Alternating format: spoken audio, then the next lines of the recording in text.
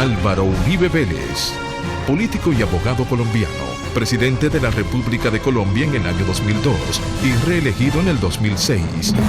El 26 de mayo del 2002 fue elegido presidente con el favor de 5.862.655 personas, el 54.51% de los votos, resultado que le permitió por primera vez en la historia de Colombia ganar en primera vuelta. Sus 2 períodos presidenciales se caracterizaron por la lucha frontal contra los grupos irregulares en Colombia y el narcotráfico, bajo un programa de gobierno denominado Política de Seguridad Democrática, que fue amparada en parte por el Plan de Colombia. El expresidente Álvaro Uribe fomentó la economía de mercado mediante distintos tratados de libre comercio con otros países y una fuerte alianza estratégica con Estados Unidos. En exclusiva para El Sol de la Mañana, Álvaro Uribe Vélez, expresidente de Colombia. Bien, señores. Otro palo, El Sol de la Mañana. Recibimos en El Sol de la Mañana al presidente Álvaro Uribe Vélez. Sin duda alguna, libra por libra, uno de los mejores presidentes que ha tenido el continente. Es una figura no solo admirada en Colombia, sino en todo el mundo, porque su gestión demuestra que se pueden hacer cambios y que un país se le puede devolver a su gente. Así es que para nosotros es un honor que esté el presidente Álvaro Uribe, presidente de Colombia, actual senador. Lo acompaña el senador Carlos Castillo, nuestro hermano, a quien hermano y amigo, senador agradecemos de pues sus gestiones para lograr este compromiso histórico, esta conversación. Es de los responsables de la visita del presidente Uribe a República Dominicana. Así es. Entonces, y de que esté aquí en el Sol de la Mañana. El senador Carlos Castillo, está el empresario Eulalio Almonte, el Aulio Peralta, que es el presidente del Grupo Peralta, Miguel Roy, Eduardo Hernández y Miguel Caballero, que es un empresario colombiano. Ellos forman parte de la delegación que está aquí en los estudios de Sol 106.5 con el presidente Álvaro Uribe, a quien le damos la bienvenida a la República Dominicana. Ayer tuvimos la oportunidad de escuchar su disertación sobre la marca país, Colombia, marca país. Empezar por ahí, Julio, de menor a mayor. ¿Cómo no? Entonces, vamos a tratar todos los temas importantes con el presidente Álvaro Uribe. Presidente, usted se siente muy bien siempre en República Dominicana, por aquí lo queremos mucho. Bueno, estoy inmensamente reconocido con ustedes. Quiero agradecer al senador Castillo. Quiero agradecer la hospitalidad de ustedes esta mañana. Saludar a sus oyentes de radio, a sus televidentes y a la ciudadanía de República Dominicana. La verdad es que siempre asocio este país con aquellos sentimientos positivos que se anidan en el corazón de cada ser humano, porque ustedes han sido muy amables conmigo. Mi carrera pública ha sido de mucha controversia. No en todas partes soy bien recibido. Y ustedes han sido muy amables conmigo. La verdad es que yo por República Dominicana, además de gratitud, siento cariño. ¿Cómo no? El motivo de la charla, marca país, Julio estuvo, el resto del equipo, bueno, delegamos en Julio porque teníamos actividades, pero nos gustaría que nos resumiera lo tratado en el día de ayer en una charla que fue más o menos el objetivo principal de su visita al país. Sí, señora, le cuento, a ver.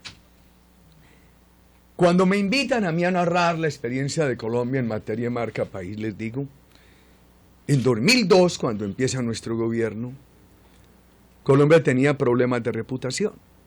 Yo llegaba a República Dominicana y me decían, Colombia tiene excelentes gerentes de hotel, trabajadores excelentes, pero no nos atrevemos a ir a Colombia, nos da pánico.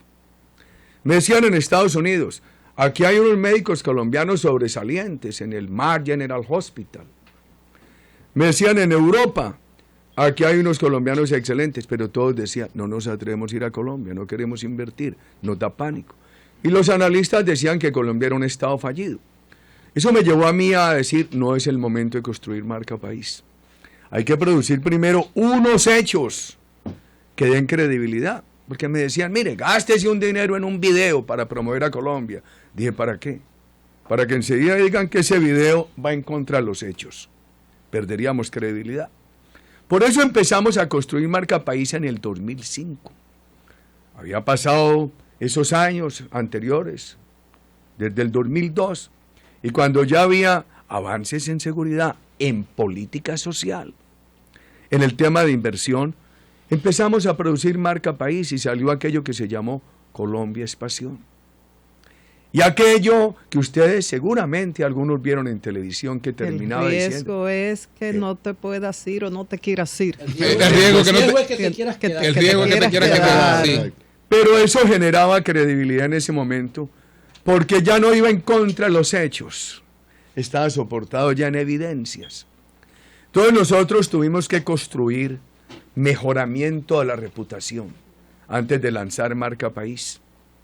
Ustedes con 5 millones de turistas al año, con una gran reputación, para construir marca país tienen a favor la buena reputación y el riesgo de evitar que se les deteriore. Porque el eslogan de la marca país, eso lo definen los creativos, yo no intervengo en eso, pero lo que le da sustentabilidad, credibilidad a una marca país son los hechos de ese país.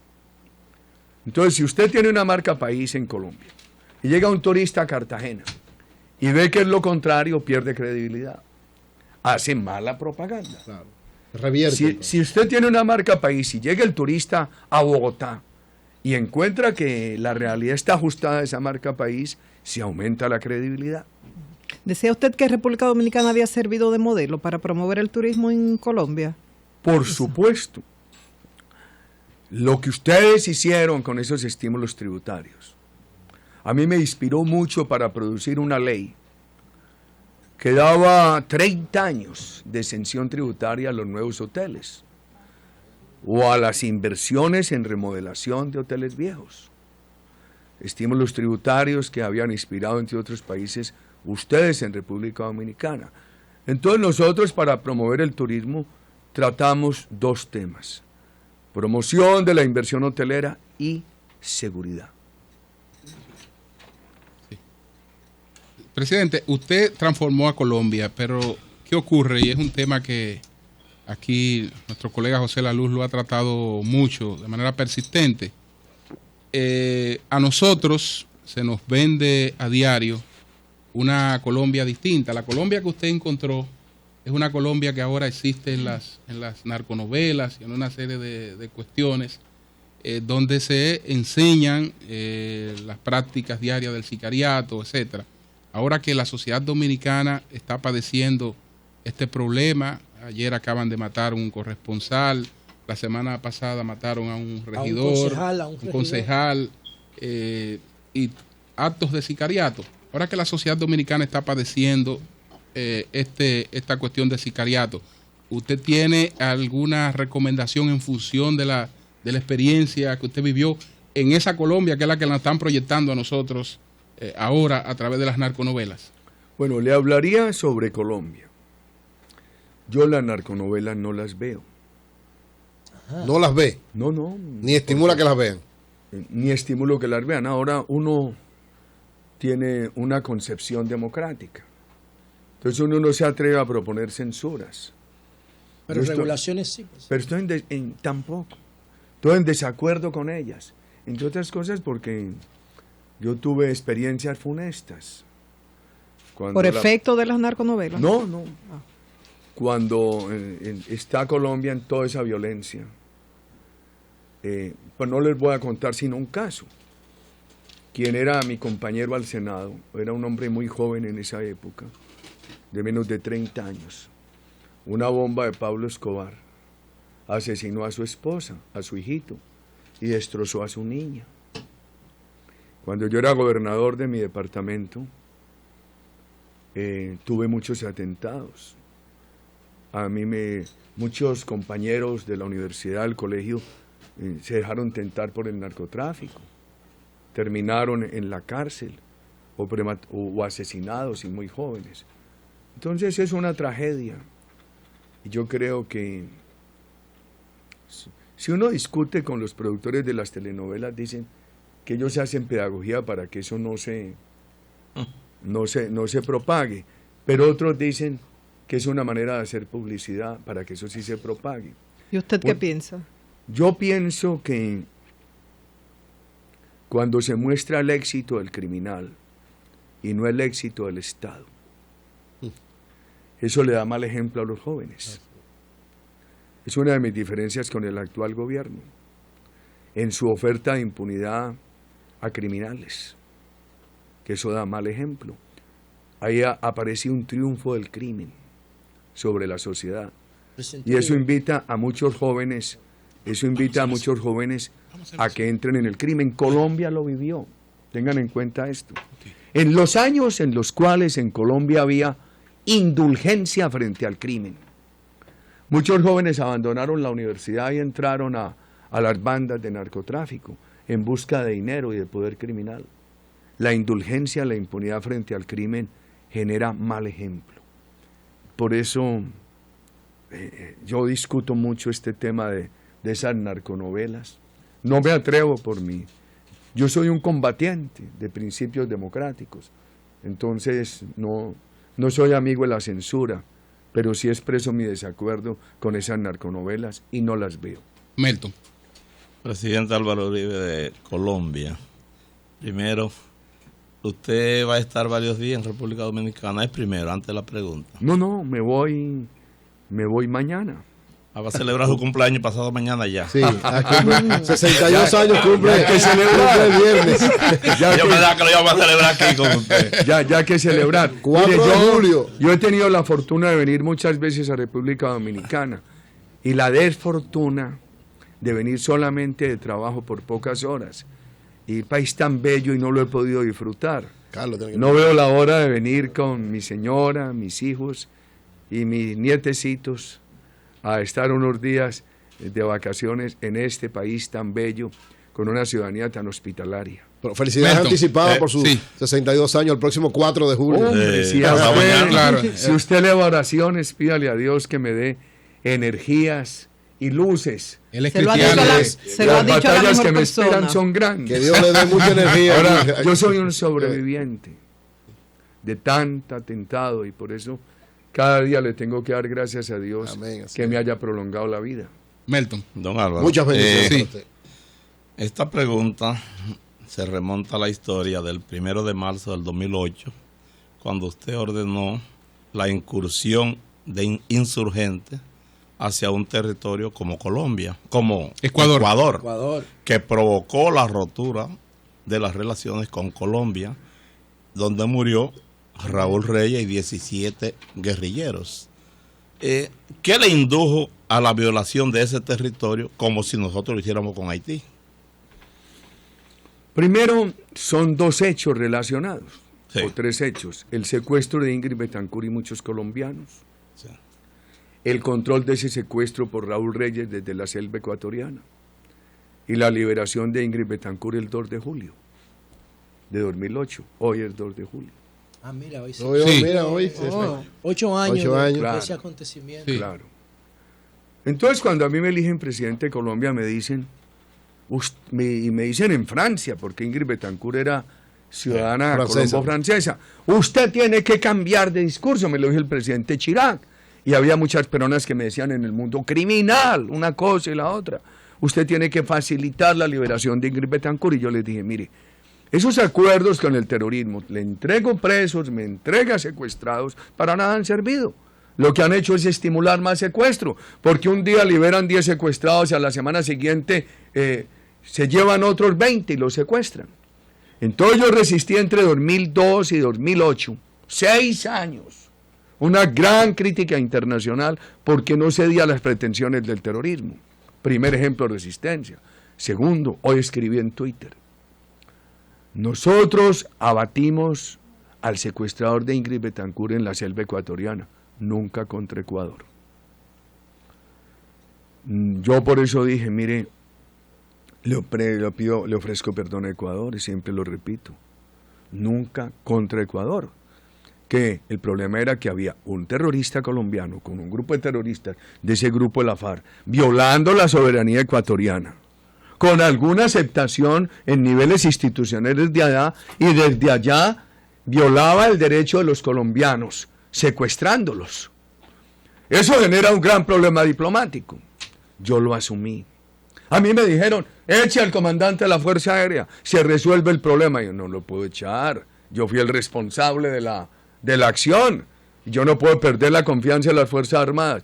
Todo ese problema diplomático yo lo asumo la responsabilidad. En parte se resuelve aquí, con la hospitalidad dominicana en el Foro de Río que se realizó aquí.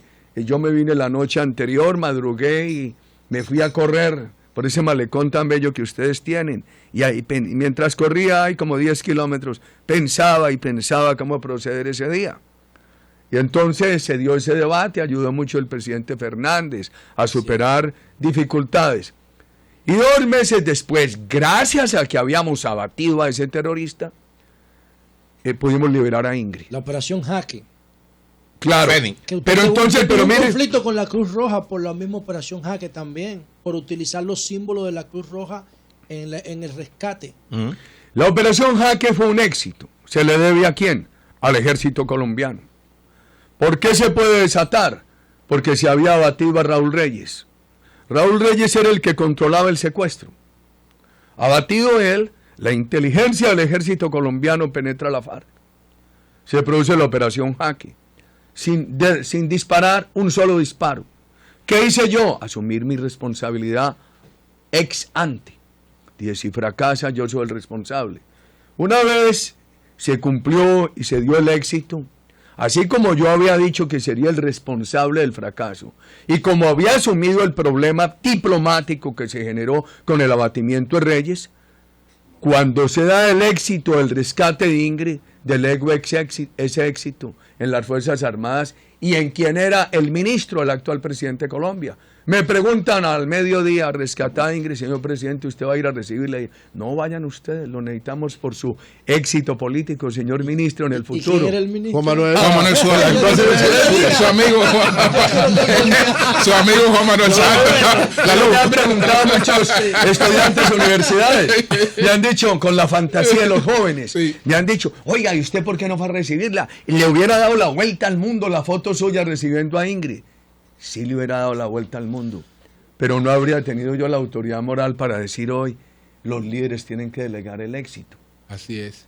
Yo asumí la responsabilidad de las dificultades. Sí.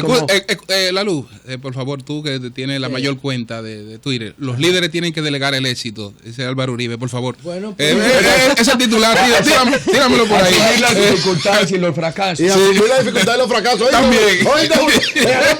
Asumir las dificultades y los fracasos. Pero anota eso, Lalu, por favor, tíralo, que yo te voy a dar. Pero yo quería también, Julio, aprovechar la presencia del presidente Uribe aquí en República Dominicana para que él nos hable a propósito del presidente Santos, que acaba de reelegirse, felicidades para él. Nos hable de esa experiencia. En el año 2005 se funda el Partido de la U. ¿Y por qué rompieron?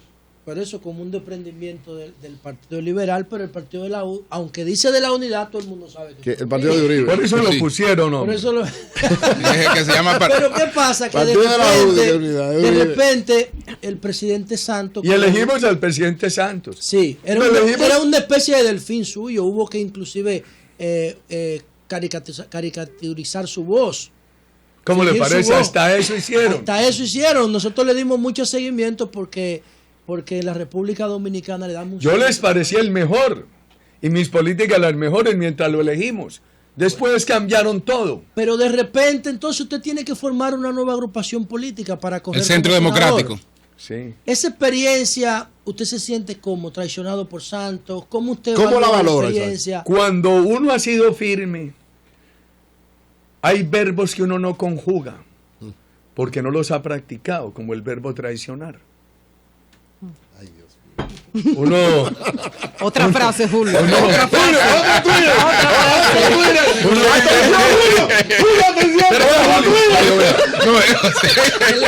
Presidente Santos se hace elegir en nombre de la seguridad y la deja deteriorar.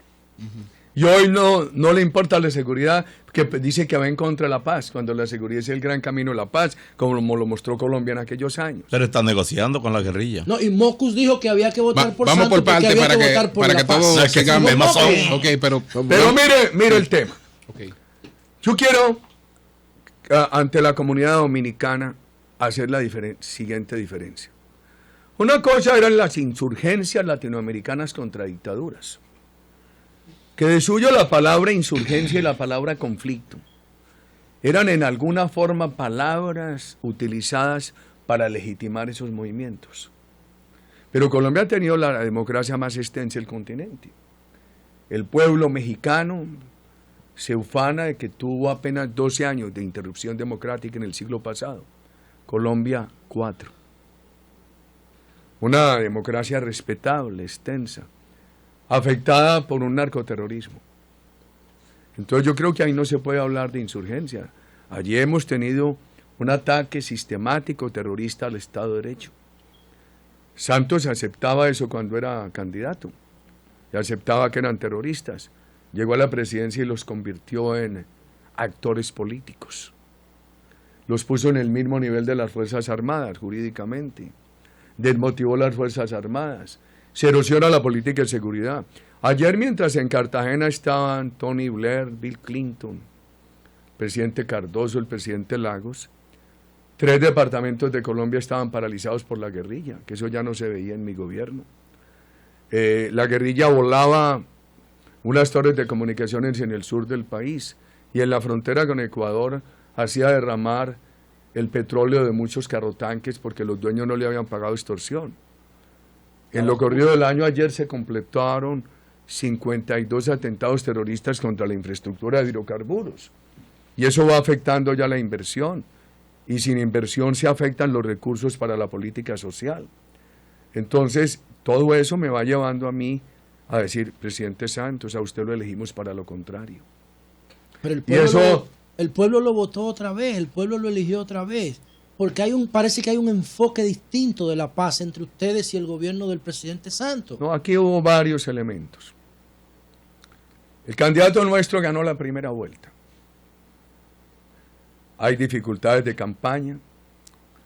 Yo venía desde la elección del Congreso denunciando fraude y trampa. Por ejemplo, el partido de la U hacía publicidad diciendo que era el partido de Uribe.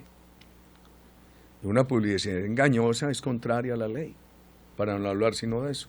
El presidente Santos se gastó $1.500 millones en los políticos, y él lo reconoce, dice que era para inversiones regionales. ¿Cómo hacían los políticos? No, simplemente que necesitamos mejorar una carretera en tal parte. En los alcaldes y en correcto. Las cosas. En la... Sí, entonces de ahí sacaron la plata para financiar la campaña. Parecido aquí. Pero aquí hacen planes de asfalto. Sí, es un delito. Allá es un delito. Sí. Es un delito electoral y es un delito de corrupción. Claro. Pero entonces yo denuncié todo eso antes de elecciones. Y me decían, y si gana el candidato que usted apoya. Y la denuncia sigue válida. Porque este no es un problema de quién gana, sino de un mal precedente para la democracia colombiana. Y dimos la batalla. Nosotros creamos un nuevo partido sin maquinaria. Yo renuncié a unos compromisos laborales internacionales. Para volver al Senado le pido a Dios luces porque para mí es muy difícil ser senador a partir del 20 de julio. Y yo creo que Santos hizo una cosa muy mala. Le dijo al país, no vayan a elegir a Zuluaga, que era el contradictor, porque es la guerra. Sí, él decía eso. Que es la guerra, por favor. Por eso hablo de un doble enfoque de la paz. Entonces la seguridad es la guerra. Si algo había ganado en paz Colombia, fue con la seguridad hasta hace 4 años. Y era para todos. Por primera vez eligieron un alcalde de extrema izquierda. Eligieron un alcalde de extrema izquierda en Bogotá, etcétera. Gracias a la seguridad de nuestro gobierno. Y Santos utilizó aquello de atemorizar a los colombianos con la guerra y la paz para justificar convertir la corrupción en institución nacional. Y yo estoy en contra de eso. Y como dice un poema, hay que tener la misma actitud en lo que dado en el pináculo. Uno tiene que ser un combatiente consecuente en el gobierno o contra el gobierno. Presidente, usted ha hecho en varios momentos referencia de que Dios le dé visión, de que Dios le dé salud, de que Dios le dé poder. Sí, yo sé que tú sabes. La convicción en Colombia de que el gobierno, a pesar de que usted tuvo grandes avances, pero no eliminó la guerrilla, no la eliminó, siguió siendo un elemento importante, a pesar de que tal vez reculó un poquito con todas las acciones que usted hizo. ¿No es lo más conveniente para una situación como esa, en un país tan difícil y tan complicado? Con los grupos de izquierda cuando era un muchacho. Sí, ahora sé cristiano. Es una pregunta capciosa. No, por eso. No es lo más conveniente en una situación como esa, ya después de 60 años, el pactar con ellos, con ese sentido que da Dios, de que la gente tiene derecho a un momento ser perdonado, si está equivocado, de los dos lados, quiero decir, del lado de la izquierda y del lado del gobierno. ¿No es más conveniente pactar, buscar un entendimiento para el beneficio de Colombia? Bueno, son temas de mucho fondo, tengan un poquito de paciencia. El periódico El País de Madrid, que sobre todo dicta cátedra, sin conocer muchas realidades de nuestras naciones. Es por su orientación. Llegó a decir que Colombia había pasado del militarismo de Uribe al diálogo de Santos. Y Santos fue ministro de Defensa. Ahora veo que no le interesaba sino utilizar a nuestro gobierno para llegar a la presidencia. Yo he dicho, hombre, ¿por qué se hizo promover de nuestro gobierno y no estaba de acuerdo? Yo creo que hay una gran equivocación, porque lo nuestro era un proceso de desarticulación del terrorismo y de garantías a la izquierda democrática. Usted le pregunta a los líderes de la izquierda democrática colombiana, ¿cómo les fue con Uribe? Y pueden decir, odiamos sus ideas, pero nadie puede decir que no tuvo protección. Pero tuvieron total, efectiva protección en esos años. Es muy diferente la izquierda democrática al terrorismo. Y una de mis diferencias con Santos es que en un país que tiene oposición democrática, él le da al terrorismo la calidad de oposición. Sí, pero no solamente había terrorismo de izquierda, presidente, también había terrorismo de derecha con los paramilitares. Que los desmontó el gobierno mío y extraditó los 14 cabecillas. Ahí están en cárceles de Estados Unidos. El proceso nuestro era desarticulación del terrorismo, no el tema militarista que dice el periódico El País. ¿Qué incluye la desarticulación? Una política de autoridad severa, una política de diálogo generosa sin impunidad y una política social para que no vinculen a los jóvenes a esos grupos. Usted me dice, es hora de pactar con ellos. Veamos. Lo que pasa, ¿cuáles son las diferencias con nuestras? Que haya diálogo, está bien, lo aceptamos, nosotros lo promovimos mucho. El problema es diálogo sin exigir cese de actividades criminales. ¿A usted le parece bien diálogo? Y mientras tanto, en el año han asesinado 80 policías. ¿Qué país del mundo acepta eso? O ayer, hablando de diálogo en Cartagena, hay 3 departamentos del país paralizados. 6 millones de habitantes sin poderse movilizar. Eso no es diálogo, queridos amigos. Eso no es diálogo. ¿No será por el escenario, presidente? No, porque es de todos los días, es de todos los días. Entonces nosotros hemos dicho, diálogo sí, pero con cese de actividades criminales. Acuerdos sí, pero no les sea la agenda nacional. Sí. Y acuerdos sin impunidad. Si usted me dice, ¿qué hacer con la base de la FARC? Todos esos jóvenes.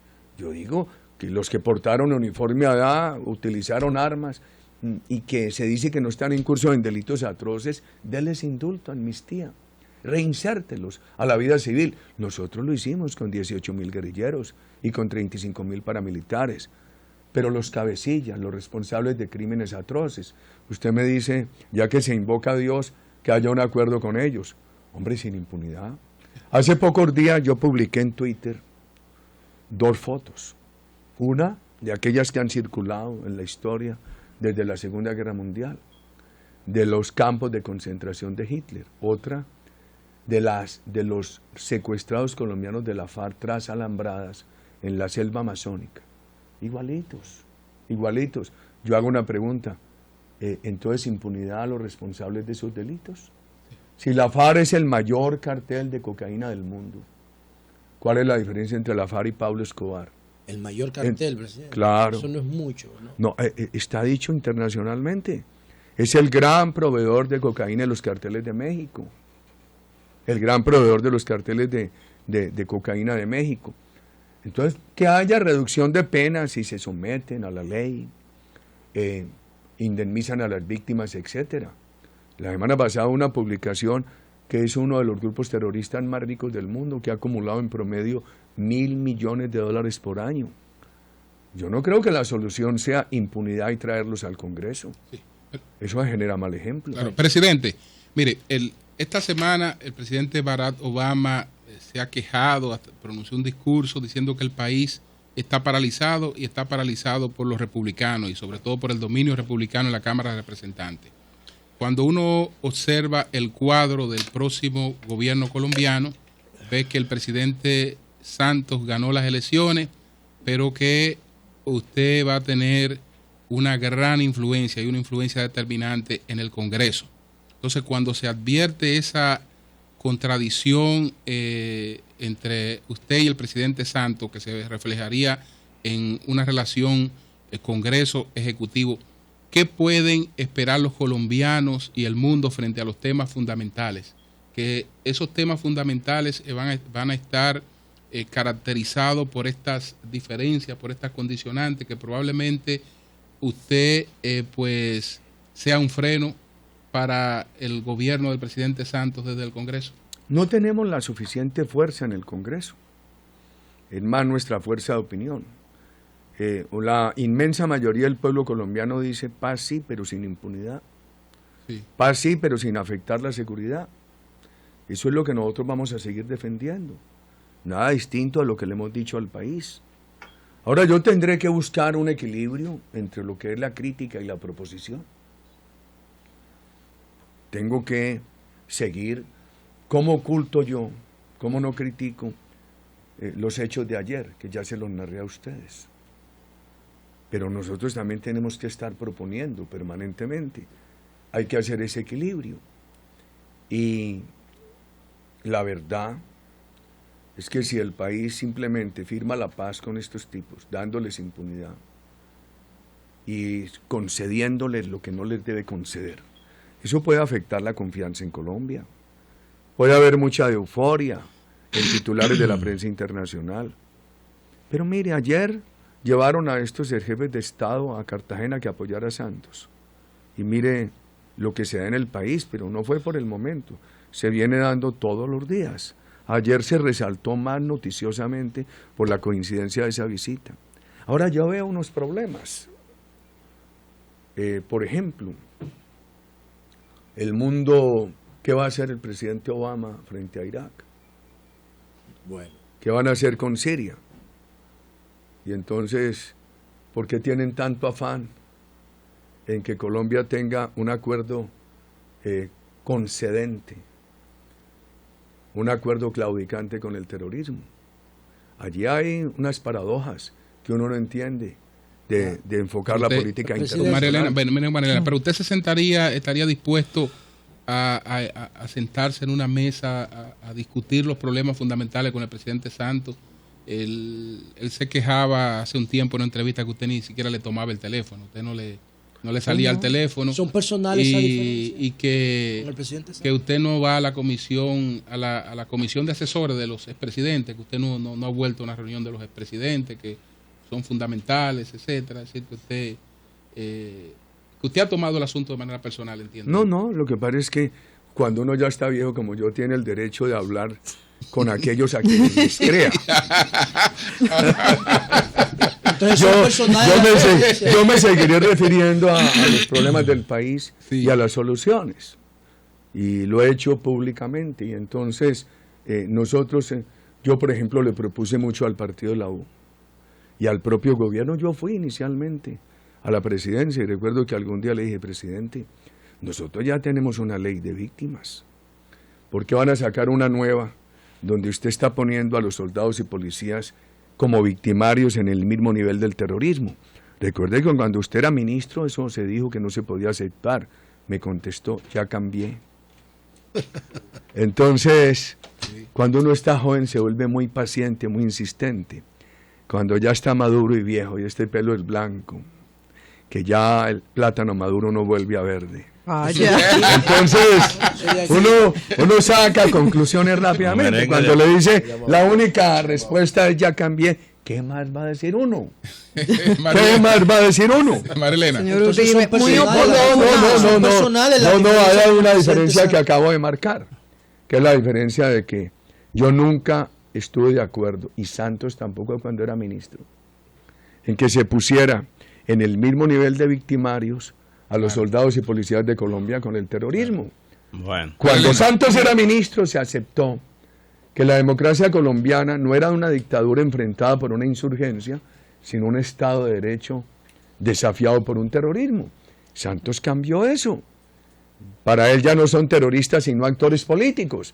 Yo con eso no puedo estar de acuerdo, querido amigo. Marilena. Señor Uribe, aparte de las coincidencias que mencionábamos en principio, su cumpleaños, la fecha de lo de Ingrid Betancourt y demás, hay coincidencias porque usted viene en momentos en que se están debatiendo temas acá en los que usted tiene mucha experiencia. Ya hablábamos del tema del sicariato y está el tema de la reelección. Uno de los temas que se debaten actualmente acá, si procede modificar la Constitución para permitir al presidente actual, que tiene altos niveles de popularidad, reelegirse, aunque la Constitución actual lo prohíbe. ¿Lo prohíbe o con lo un prohíbe? Lo prohíbe. No, La nueva Constitución lo prohíbe. Con un intervalo. Él no puede presentarse inmediatamente. De manera después, seguida. Sí. Tiene que dejar un periodo de por medio. Y estamos hablando de una Constitución recién parida, porque apenas fue promulgada en el 2010. Exacto. En su caso particular, que se modificó la Constitución para que se pudiera reelegir, lo que le permitió estar un segundo periodo.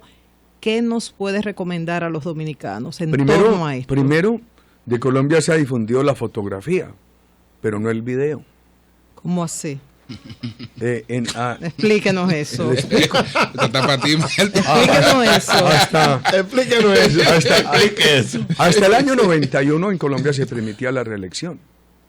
La Constitución del 91 expedida por una asamblea constituyente.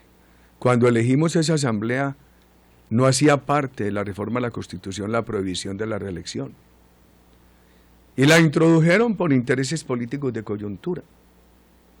Entre el 91 que se promulga la Constitución y el 2002 que yo llego a la presidencia hubo muchos intentos de revivir la reelección. Cuando yo llego a la presidencia hay uno, lo desaprueban, después viene otro, lo impulsa nuestro gobierno, se acepta. Para mí el problema no es que haya reelección, sino que se violen las garantías. Yo reto a que algún colombiano de la oposición me pruebe que yo viole las garantías. Jamás. Creo que el presidente Santos las violó ahora. Por ejemplo, por cada 20 minutos de televisión de él había uno de Oscar Iván Zuluaga. ¿Y cómo lo hicieron? Hacían coincidir la pauta del presidente candidato con la pauta del gobierno. Esas son cosas normales del tiempo. Por ejemplo, yo le citaba a usted que ¿cómo se llama el venezolano? Ok, pero vamos. Espérate, Julio, Rendón. Ajá. Rendón, para ganarle a Antanas Mocu, para que Santos pudiera ganarle a Antanas Mocu, le falsificaban su voz. Y yo me opuse a eso. Y les pedí muy respetuosamente que no violaran las garantías. Porque aparecía yo a través de una voz simulada. Sí. Apoyando a Santos y yo no podía hacer eso, no podía participar en una publicidad de él. Entonces, yo creo que estos son atracos a la democracia, asesinatos a la democracia. Entonces, para contestarle, el tema es de hacer las cosas de conformidad con la ley, por encima de la reelección o de la no reelección. Por ejemplo, yo en el primer gobierno no habría alcanzado a rescatar a Ingrid. Necesité el segundo, el primero todo fue de preparación. Nosotros hicimos muchos intentos.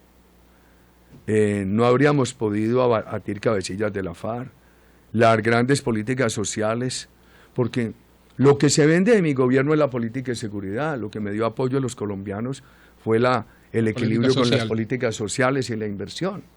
Y era lo que yo había hecho como gobernador, lo que me permitió la elección presidencial inicial con un gran apoyo de mi departamento. A la Santos lo elegimos no solo por la política de seguridad de Uribe, sino porque los sectores populares veían que había habido un gran avance en políticas sociales. Entonces una cosa es lo que se vende afuera, otra cosa lo que ocurre al interior del país. Yo diría que el tema es,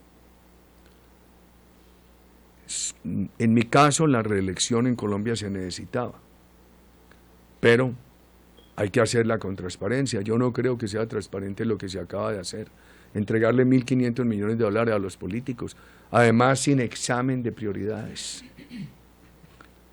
Ahora, me honro, sí, de la austeridad con que nosotros hicimos la campaña.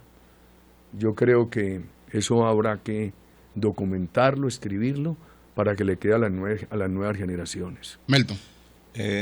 Señor presidente Uribe, parece que el presidente Santos no tiene los mismos motivos, y quizá los tenía por respaldarlo a usted cuando era ministro para la seguridad de Colombia.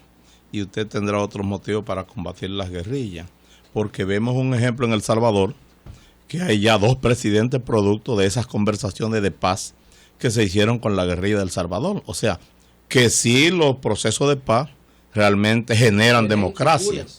Exacto, generan democracia. O sea, no siempre es combatiendo que se ganan las guerras. También hay que tener paz y negociación. Tú no puedes comparar lo que era El Salvador con lo que es Colombia. Bueno, más o menos. No, excúsame. Bueno, ideológicamente no. No, excúsame. Allá venían de unas dictaduras o unas democracias afincadas en restricciones. Sí. Y la negociación fue una negociación de apertura a la democracia. Yo estuve en la Universidad de Oxford y compartí con uno de los líderes de la guerrilla salvadoreña mucho tiempo, en el año 98. Pero teníamos el Grupo Arena matando gente y Davison. Eso. La Escuela de las Américas. Eso es lo la Escuela de las Américas. Eso es lo que no ha ocurrido en Colombia. Bueno. Porque mientras allá había todo ese problema contra la democracia, Colombia ha tenido una democracia respetable. Entonces tú no lo puedes comparar. Es como hoy dicen, no, mire lo que pasó en el apartheid. Por favor, el apartheid era lo que generó un oprobioso régimen de descendientes europeos. Fue una relación de nativos, una reacción de nativos surafricanos. Mandela no estuvo en la cárcel por atrocidades, estuvo en la cárcel porque salió ilegalmente del país a denunciar en Europa las atrocidades del apartheid. Uno no puede comparar a Colombia con eso, queridos amigos. Ni el principal cartel de cocaína del mundo decir que son los Mandelas colombianos. La guerrilla salvadoreña no era traficante de coca. La guerrilla, los líderes salvadoreños, ¿cómo se llama este muchacho que se fue de El Salvador a la Universidad de Oxford, que era de los líderes de esa guerrilla? Sí, que escribe muy bien. Se fue a la universidad Joaquín Villalobos. Se fue a la universidad de Oxford, claudicó. Joaquín Villalobos. No. ¿Claudicó? No, él hizo un estudio muy objetivo. Joaquín Villalobos. Demostrando, dice, ¿por qué se hicieron las negociaciones de paz? Porque la guerrilla llegó a un punto de avance militar muerto y dejó de recibir dinero de la Unión Europea. Eran países de Europa Occidental. Ya no existía la cortina de hierro, pero la sostenía económicamente ONG de Europa Occidental. Dejó de llegarle ese dinero, entonces se sintió asfixiada por falta de dinero y se sintió sin avance militar. Y eso la obligó a negociar. Y del otro lado, había unas restricciones democráticas o unos atentados a la democracia. ¿Cuál es su nombre? Melton Pineda. Que Melton acaba de recordar. Sí. Entonces, ¿en qué consiste la transacción? En una transición a la normalidad democrática. Ellos deponían las armas, los otros respetaban la democracia. Perdón, eso no es lo de Colombia. Colombia ha tenido una democracia respetable, queridos amigos. Y Colombia ha permitido, a Santos lo eligió ahora, una cosa muy grave que ocurrió en Colombia. Nosotros tenemos 213 municipios donde se ha recuperado enormemente la guerrilla que a sangre y fuego hizo votar por Santos. ¿A ustedes les parece bien eso?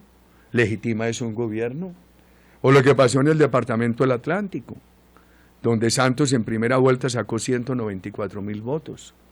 Hubo 80.000 de quienes lo apoyaron en segunda vuelta. Póngale un 10% de crecimiento. Ahí le da 320.000 votos. Sacó 542.000. ¿De dónde está el resto?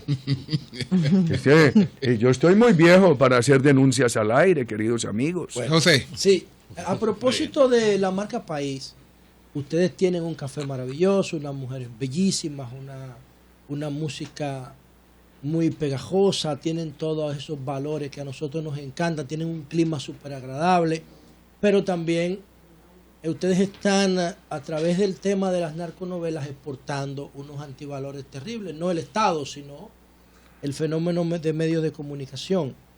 Pero que resulta que nosotros tenemos, lo aprendimos a través de esos episodios de televisión, que ustedes, y estoy hablando a la clase política colombiana, al presidente Virgilio Barco, o al presidente Gaviria, Samper. Ustedes le permitieron a Pablo Escobar que se construyera su propia cárcel. Virgilio Barco no. No, Virgilio Barco no. No, pero Virgilio Barco. No, yo no dije Virgilio Barco, yo dije, pero el fenómeno de Pablo, él fue el que lo administró primero, antes de que llegara Gaviria. Virgilio Barco fue un hombre muy firme. Pero le permitió al crimen que se organizara. Y le quiero decir, no he sido defensor de Virgilio Barco, pero tengo que tener la menor objetividad. Pero lo que quería decir es de Samper. Bueno. Pero lo que quiero decir es lo siguiente: el Estado colombiano, porque no vamos a personalizarlo, le permitió a Pablo Escobar que tuviese su propia cárcel, ¿no? Entonces, yo lo que quería era preguntar al presidente Uribe, si usted le hubiese tocado gobernar en ese momento, hubiese tomado decisiones distintas frente al narco, frente al avance del narcotráfico organizado, y qué sugerencia nos da a nosotros que estamos comenzando a enfrentar el mismo fenómeno del crimen que ustedes, sin el agravante de la guerrilla. Tema extenso.